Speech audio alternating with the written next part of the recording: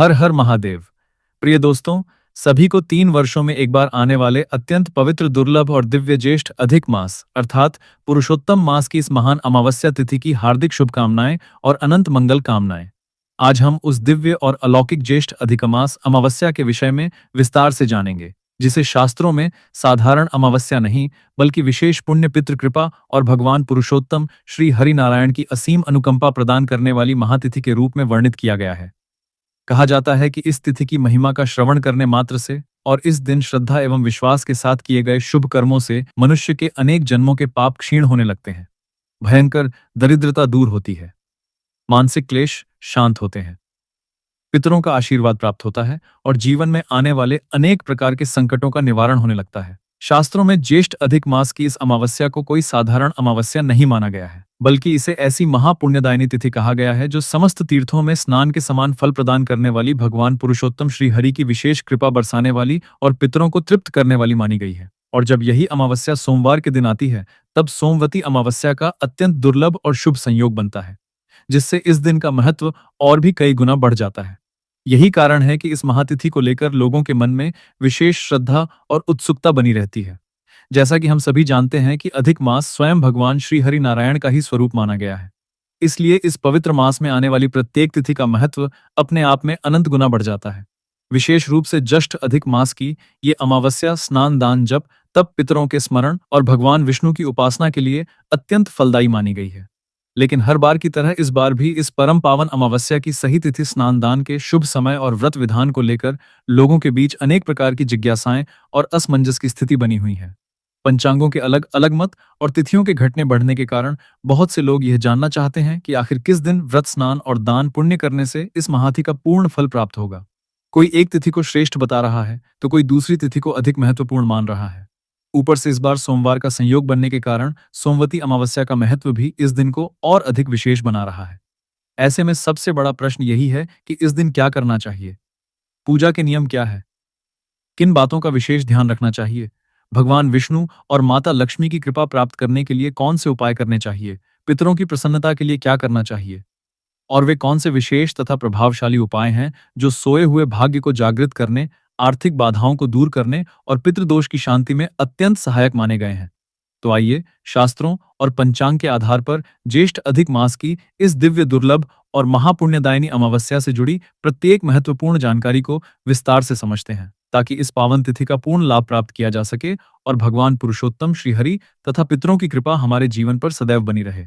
हमारे सनातन धर्म और धार्मिक मान्यताओं के अनुसार जब भी किसी बड़ी अमावस्या तिथि का आगमन होता है, तो सूर्योदय और सूर्यास्त के समय के फेर के कारण और तिथियों के क्षय या वृद्धि होने की वजह से अक्सर ज्योतिषियों और आम भक्तों के बीच मतभेद पैदा हो जाते हैं। ऐसे में आपकी इसी उलझन को दूर करने के लिए हम हर बार की तरह इस बार भी वैदिक वर्ग पंचांग, काशी पंचांग, मिथिला पंचांग समेत देश के अन्य सभी प्रतिष्ठित और प्रामाणिक पंचांगों का गहन अध्ययन करके शुद्ध और सटीक तिथि निकालकर आपके सामने लाए हैं।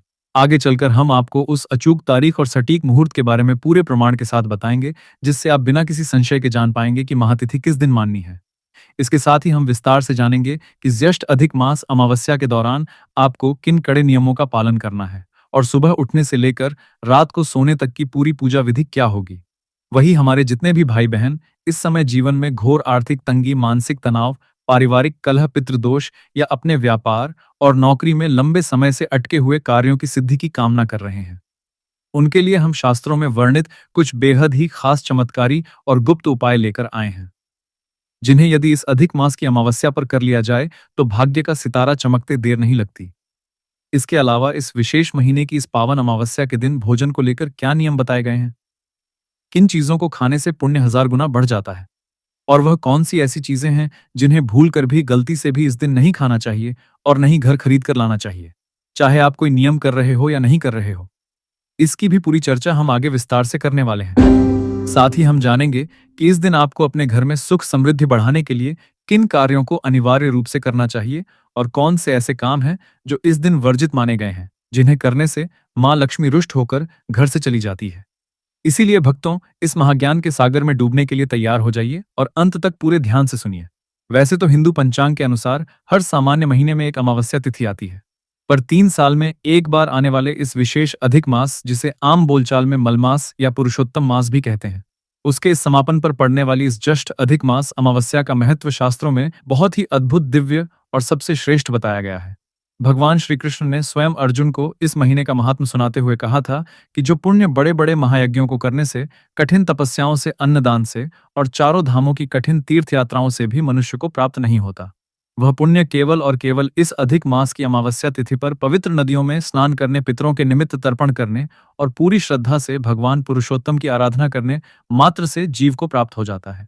स्कंद पुराण, पद्म पुराण और हरिभक्ति विलास जैसे महान ग्रंथों के अनुसार इस अमावस्या पर किए गए दान और व्रत से पितरों की 7 पीढ़ियां तृप्त हो जाती हैं और उनके लिए वैकुंठ धाम के द्वार हमेशा के लिए खुल जाते हैं। मनुष्य के इस जन्म के ही नहीं, बल्कि पूर्व जन्मों के भी समस्त पाप, चाहे वह कितने भी भयंकर या पुराने क्यों ना हो, प्रभु की कृपा की एक अग्नि में जलकर भस्म हो जाते हैं। जो भी साधक इस दिन को पूरी श्रद्धा और विश्वास के साथ मनाता है, उसे साक्षात भगवान पुरुषोत्तम नारायण का वो परम आशीर्वाद मिलता है, जिसके बाद संसार में उसे कुछ भी पाना शेष नहीं रह जाता। शास्त्रों में यहाँ तक लिखा है कि इस अधिक मास की अमावस्या पर तर्पण और दान करने से करोड़ों गायों के दान, अश्वमेघ यज्ञ के संपादन और सूर्य ग्रहण के पावन समय पर कुरुक्षेत्र की पवित्र भूमि पर किए गए स्वर्ण दान के बराबर या उससे भी कई गुना अधिक पुण्य की प्राप्ति सहज ही हो जाती है। चाहे आपके जीवन में कोई असाध्य शारीरिक कष्ट हो, मानसिक अवसाद हो, जीवन की राह में बहुत बड़ी बड़ी बाधाएं आ रही हो या फिर संतान प्राप्ति की कोई गंभीर समस्या हो, इस अमावस्या को हर प्रकार के दुर्भाग्य को सौभाग्य में बदलने वाली और हर संकट से रक्षा करने वाली साक्षात संजीवनी माना गया है। हमारी शास्त्रीय मान्यताएं कहती हैं कि जो भी भाग्यशाली व्यक्ति इस महातिथि के नियमों को सिरोधारी कर लेता है, उसे अंत समय में यमराज के दूतों का सामना नहीं करना पड़ता, बल्कि पितरों के आशीर्वाद से उसके घर में वंश वृद्धि और लक्ष्मी का वास हमेशा बना रहता है। इस पावन दिन की दिव्य विशेषता और महिमा का गान करते हुए संतों ने कहा है कि यदि कोई व्यक्ति किसी विशेष कारणवश पूर्ण उपवास रखने में समर्थ नहीं भी है, फिर भी यदि वह इस पावन दिन पर भगवान श्री हरि विष्णु की सच्चे मन से आराधना करता है, उनके नाम का कीर्तन करता है और शास्त्रों में बताया गया सिर्फ वह एक गुप्त उपाय कर लेता है, जिसकी चर्चा हम आगे करने वाले हैं, तो उसे भी भगवान श्रीमन नारायण और माता महालक्ष्मी का वही अद्भुत और मंगलकारी आशीर्वाद प्राप्त होता है जो एक पूर्ण साधक को मिलता है। भक्तों, वीडियो के इस बेहद महत्वपूर्ण पड़ाव में आगे बढ़ने से पहले यदि आप भी इस परम पवित्र तिथि पर अपने माता पिता और अपने संपूर्ण परिवार के ऊपर भगवान श्री हरि विष्णु और धन की देवी माता लक्ष्मी जी की असीम अटूट कृपा प्राप्त करना चाहते हैं, अपने घर की दरिद्रता को हमेशा के लिए मिटाना चाहते हैं, अब बात करते हैं शास्त्र सम्मत नियमों, मर्यादाओं और आचरण की। क्योंकि किसी भी महापर्व का पूर्ण फल तभी मिलता है जब उसे नियमों के दायरे में रहकर किया जाए। शास्त्र कहते हैं कि अधिक मास की अमावस्या तिथि साक्षात नारायण के पुरुषोत्तम स्वरूप को प्रसन्न करने के लिए संपूर्ण ब्रह्मांड में सबसे उत्तम और सिद्ध तिथि है। और इस बार की यह अमावस्या और भी ज्यादा विशेष और दुर्लभ सहयोग लेकर आ रही है, क्योंकि यह सोमवार के दिन पड़ रही है, जिससे यह सोमवती अमावस्या बन चुकी है, जो मनुष्य के लोक और परलोक दोनों को सुधारने वाली है।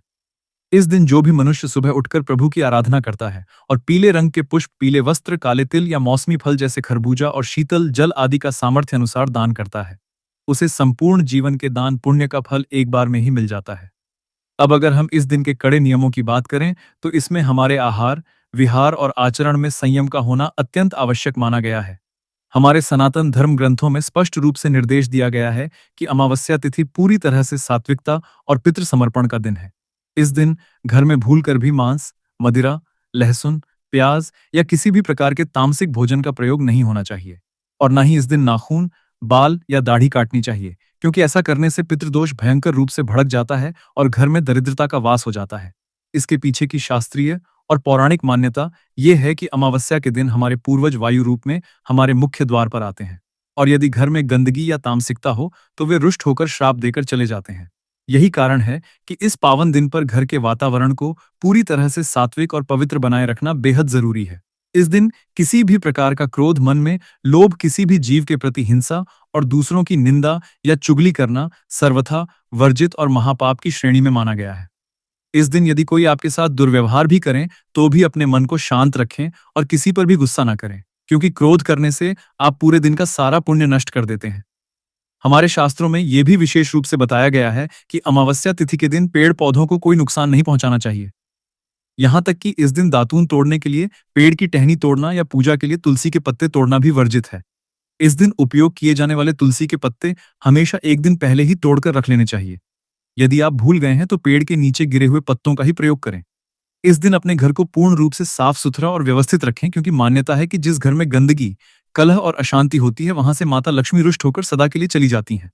इस दिन अपने घर आए किसी भी भिक्षुक, बुजुर्ग, ब्राह्मण या गाय कुत्ते को दुत्कारे नहीं, बल्कि उन्हें अपनी क्षमता अनुसार अन्न जल देकर उनका सम्मान करें। इस पवित्र दिन पर झूठ बोलना, किसी के साथ कपट करना पूरी तरह से वर्जित है, क्योंकि यह अमावस्या अनंत पुण्य और मोक्ष दिलाने वाली है। अब हम कदम बढ़ाते हैं इस पावन दिन की उस संपूर्ण और सरल पूजा विधि की ओर, जिसे अपनाकर आप अपने घर में ही भगवान पुरुषोत्तम को प्रसन्न कर सकते हैं। जब भी आप इस दिन की पूजा करें, तो उस दिन आपकी दिनचर्या कैसी होनी चाहिए, इसे ध्यान से सुनिए। सबसे पहले तो आपको इस महा अमावस्या के दिन यह दृढ़ कोशिश करनी चाहिए कि आप सूर्योदय से कम 2 घंटे पहले यानी ब्रह्म मुहूर्त में ही अपने बिस्तर को छोड़ दें। सुबह जल्दी उठकर सबसे पहले अपनी हथेलियों के दर्शन करें और प्रभु का स्मरण करें। इसके बाद स्नान आदि कर्मों से निवृत्त होकर यदि संभव हो तो पवित्र नदियों में स्नान करें, और यदि आपके लिए नदी जाना संभव ना हो तो घर पर ही नहाने के पानी में थोड़ा सा गंगा जल और काले तिल मिलाकर स्नान करें। साफ सुथरे और विशेषकर पीले रंग के वस्त्र धारण करें, क्योंकि पीला रंग भगवान विष्णु को अत्यंत प्रिय है और यह सकारात्मक ऊर्जा का प्रतीक है। इसके बाद अपने घर के मंदिर को गंगा जल छिड़कर पूरी तरह साफ और शुद्ध करें। यदि आपके घर में लड्डू गोपाल, भगवान विष्णु या शालिग्राम जी की कोई मूर्ति है तो उनका पंचामृत से अभिषेक करें। यदि आपके पास दक्षिणावर्ती शंख हो तो उसमें दूध, दही, घी, शहद और शक्कर मिलाकर पंचामृत बनाएं और उसी शंख से प्रभु का विशेष अभिषेक करें। ऐसा करने से मां लक्ष्मी अत्यंत प्रसन्न होती हैं और घर की दरिद्रता को नष्ट कर देती हैं। अभिषेक के बाद प्रभु को साफ जल और गंगा जल से स्वच्छ करके उन्हें सुंदर पीले वस्त्र पहनाएं और उनका चंदन से तिलक करें। इसके बाद भगवान के सम्मुख बैठकर हाथ में थोड़ा सा जल, तिल और पीला फूल लेकर संकल्प ले और बोले, हे पुरुषोत्तम प्रभु, हे श्रीमन नारायण, मैं आज आपकी कृपा प्राप्त करने के लिए और अपने पितरों की शांति के लिए इस ज्येष्ठ अधिक मास अमावस्या का पूजन और दान पुण्य करने का संकल्प करता हूँ। प्रभु मुझ पर अपनी कृपा बनाए रखना। ऐसा कहकर वह जल प्रभु के चरणों के पास छोड़ दें। संकल्प लेने के बाद भगवान विष्णु की मुख्य पूजा प्रारंभ करें और उन्हें धूप, दीप, नैवेद्य अर्पित करें। पूजा में जल एवं अक्षत के रूप में सफेद या काले तिल का प्रयोग करना सबसे श्रेष्ठ होता है, क्योंकि इस दिन चावल के अक्षत का प्रयोग वर्जित माना जाता है। इसके बाद पीले फूल, पीले फल और सबसे महत्वपूर्ण तुलसी पत्र अत्यंत श्रद्धा भाव से अर्पित करें और शुद्ध गाय के घी का एक दीपक भगवान के सामने प्रज्वलित करें। भगवान को पीले मिष्ठान का भोग लगाएं, जिसमें तुलसी की पत्ती अवश्य रखें। इसके बाद वही कुश या ऊन के आसन पर बैठकर भगवान विष्णु के महामंत्रों का जाप करें। आप नमो भगवते वासुदेवाय मंत्र का कम से कम 3, 5 या 11 माला जाप कर सकते हैं, या फिर पुरुषोत्तमाय नमः मंत्र का जाप कर सकते हैं, क्योंकि यह मंत्र इस अधिक मास में साक्षात कल्प वृक्ष के समान फल देने वाला माना गया है। इसके बाद दोपहर के समय दक्षिण दिशा की ओर मुख करके अपने कुल के पितरों के नाम से काले तिल और जल हाथ में लेकर तर्पण करें और किसी ब्राह्मण को या किसी गरीब को अन्न, वस्त्र और जल का दान अवश्य करें। अब हम हैं इस महा अमावस्या की उस परम पावन, अलौकिक और प्राचीन पौराणिक कथा को, जिसके श्रवण मात्र से मनुष्य के भीतर भक्ति का संचार होता है और उसकी मनोकामनाएं पूरी होती हैं। यह कथा प्राचीन काल की है, जब एक राज्य में गरीब ब्राह्मण रहता था जो परम धार्मिक और संतोषी स्वभाव का था। परंतु पिछले जन्मों के किसी कर्म के प्रभाव से वह भयंकर दरिद्रता के जाल में फंसा हुआ था। स्थिति इतनी विकट थी कि कई बार उसे और उसके परिवार को दिनों तक भूखा रहना पड़ता था। परंतु उसकी पत्नी परम सती और सेवाभावी थी, जिसने कभी अपने धर्म का मार्ग नहीं छोड़ा। एक दिन अपनी गरीबी से व्याकुल होकर ब्राह्मण ने अपनी पत्नी से कहा कि मैं परदेश जाकर धन कमाने का विचार कर रहा हूं। तब उसकी पत्नी ने बड़े प्रेम से कहा, स्वामी, धन और सुख तो भाग्य से मिलता है।